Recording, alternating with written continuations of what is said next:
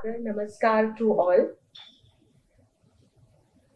respected dignitaries on the dais, all the dignitaries in the hall, the organizing team of Disha Bharat and Rajesh ji. I express my heartfelt gratitude to you all for providing me this wonderful opportunity to share my thoughts and facts related to this very relevant theme of exploring Bharat's civilizational power or civilizational ethos and its quest for global leadership. So Bharat, the most prosperous civilization of its time, was known as a global leader. But then it had to face brutal attacks from the external forces and rule of intruders, including the black period of colonial rule of Britishers. And then it got an additional identity called India in 1947 when it got independence. So from Bharat to India, India to again Bharat. In next couple of minutes, I'll share some facts and thoughts related to this entire journey of asserting, of getting back the identity of Bharat from India. So as I said, Bharat, which was known as the most prosperous civilization because of its civilizational culture, wisdom, knowledge, ethos, its civilizational connects with other societies in the world, and its contribution to different parts, including but not limited to the areas of science, physics, astrophysics, astronomy, medical sciences, performing arts, literature, and whatnot. But now I would like you all to travel with me through the times of 1947 when India was made,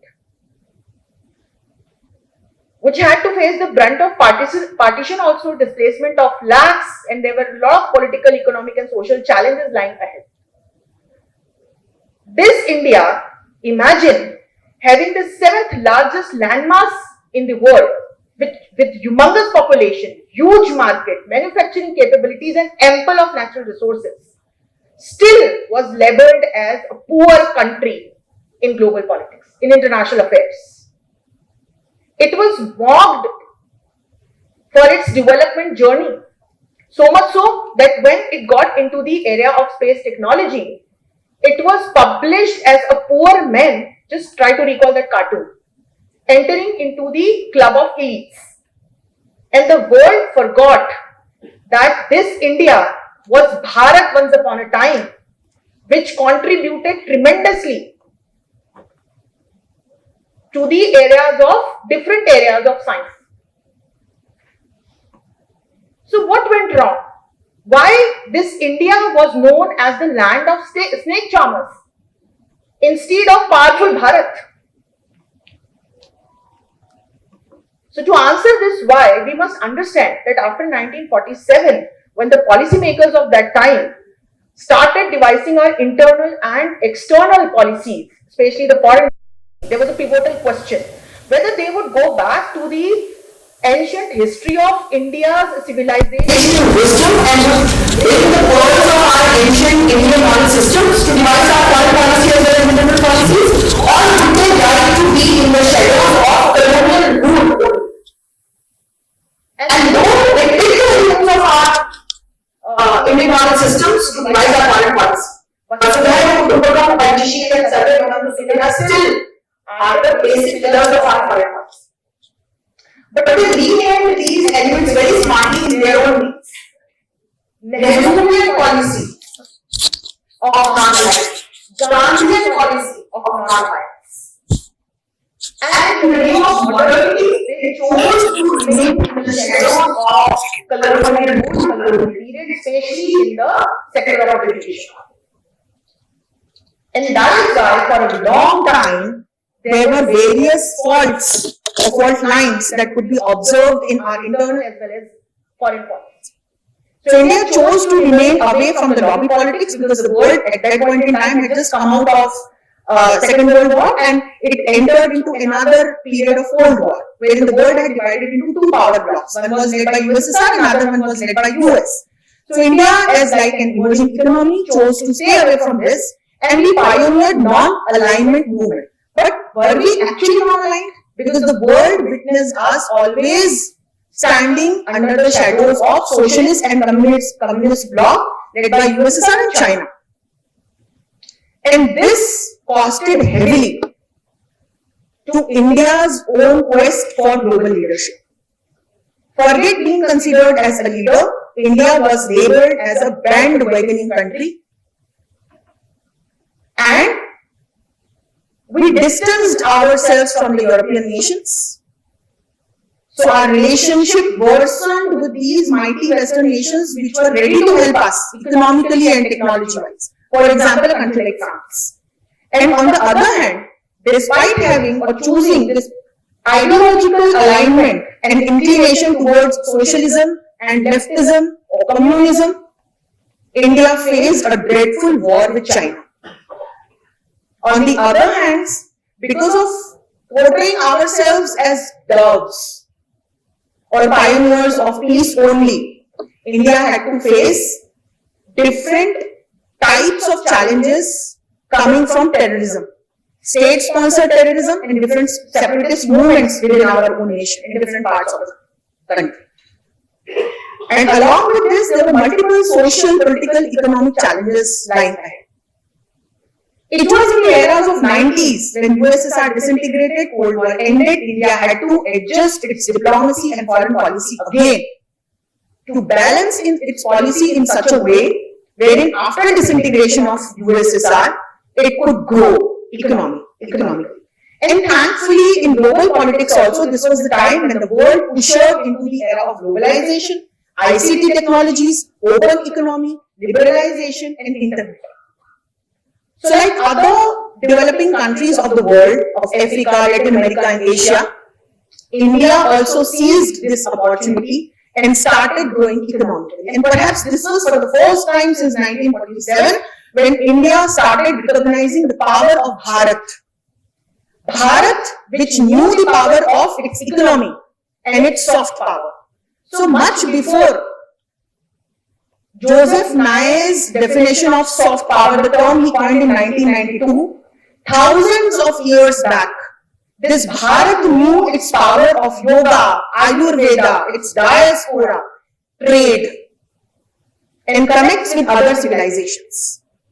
So in the era of 90s, India started following on the path of this Bharat. India opened its economy and started extending and boosting its economic ties with the like-minded nations.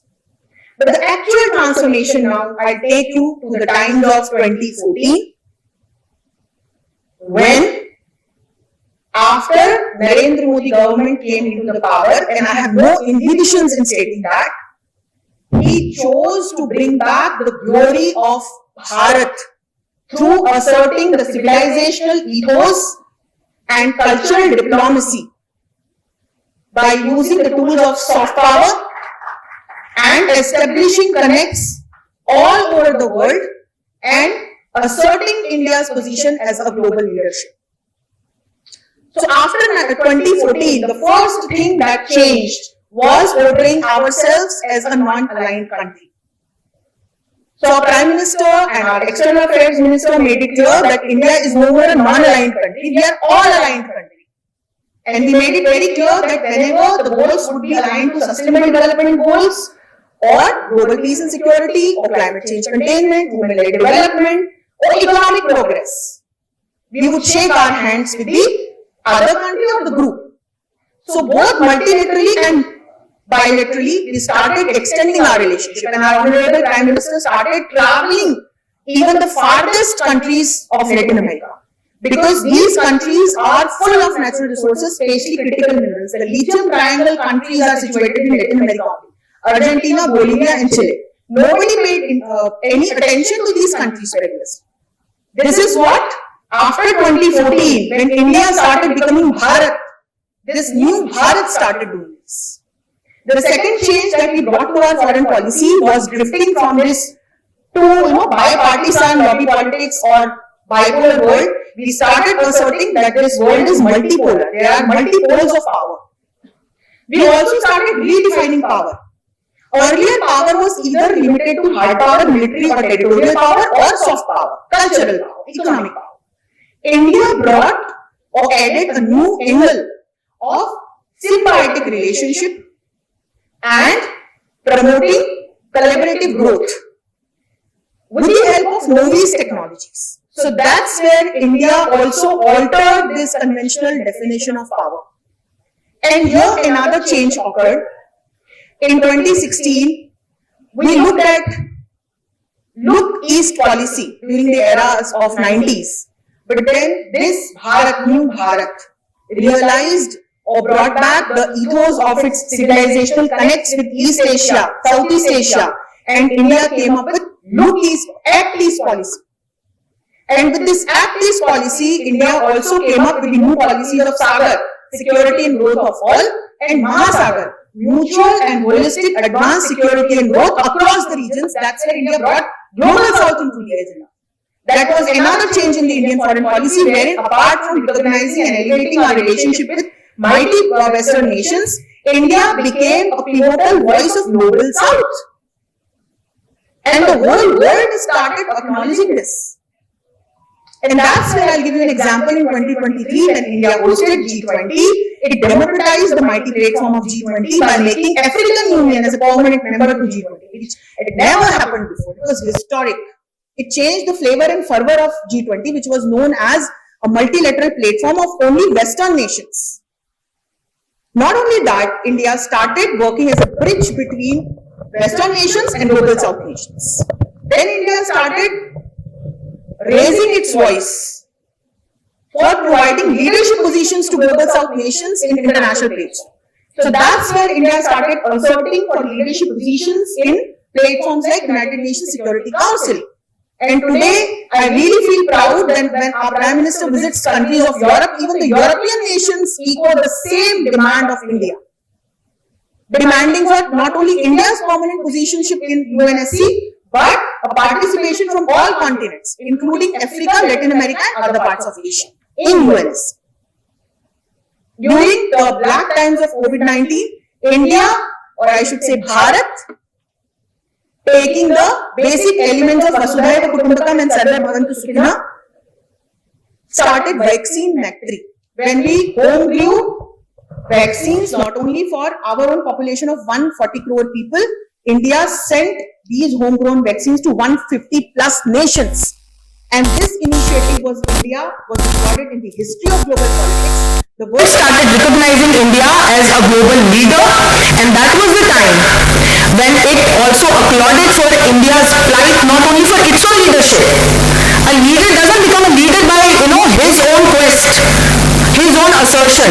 It's his actions that get translated into leadership, and that's what happened. So much so that time's Brazilian President Jair Bolsonaro posted a picture of Hanumanji taking the Sanjeevani mountain, and he thanked our Prime Minister and Bharat for helping Brazil through such black times of COVID-19. So from 2014, this journey started of bringing back the glory of Bharat, adding it to India, making it Bharat again, bringing back the civilizational ethos, wisdom, knowledge of Bharat, and then questing for global leadership. And I really feel proud today, because it's my subject, I really feel proud today when I look around in the realms of global politics, whenever any conflict happens, this is what the nations demand for. They demand India to come forward and help them in resolving the conflicts. And not only that, another important change happened in our foreign policy from the terms of our image. Earlier, India was known as a dove. It was only 1998 when, under the able leadership of Atal Bihari Vajpayee, India strategically nuclearized itself, and we conducted a nuclear test. We had to face bans from different countries, but Shri Vajpayee stayed really firm and said that we will be using this nuclear power for global peace and security. Similarly, after 2014, this new Bharat made it very clear that it will not tolerate an inch of terrorism, and that's where it started a global momentum against terrorist activities and terrorist organizations. This is a big achievement wherein today we see that countries from all continents and multilateral platforms, be it BRICS, SCO, IPSA, or G20, G7, they all have aligned hands with India in its plight for a terrorism-free world. And that's where India has shown to the world that when the time will demand, it will turn into a hawk. So by showing surgical strike and Operation Sindhu to the world, India has shown the true power and true colors of Bharat, which believes in peace and security until somebody comes and attacks it. And that's where Bharat had always shown its valor, its glory, its true power to the world. And that is what India has been doing. So from strategic autonomy to multipolarity to multi-alignment to creating symbiotic synergies with like-minded nations to promoting a plight for global South nations to promoting agenda of climate change, containment and sustainable development, India is everywhere. So today, you see wherever India sits, in whichever group or platform, that platform becomes powerful by its own. This is the true power of today's Bharat. And last but not the least, our Sanatan always believed in well-being of all species, be it human being, animals, plants and so on. And that's where we always worship even plants, each petal, each leaf as a god. And that is what Bharat has taught to the world today. Promoting sustainable development by promoting renewable sources of energy, worshipping nature, protecting nature, adopting sustainable solutions for a better future. And that's where when we say one earth, one family, one future, the whole world listens to today's Bharat and acknowledges it as a global leader. So when somebody asks me that where does India stand in the global order, that is what I answer, that it's a global leader, it's a global power, forget about being a middle power. And this Bharat has shown to the world that how in the era of competition we can collaborate and grow together. So that's where I'll now pause and would like to thank you all. Thank you so much.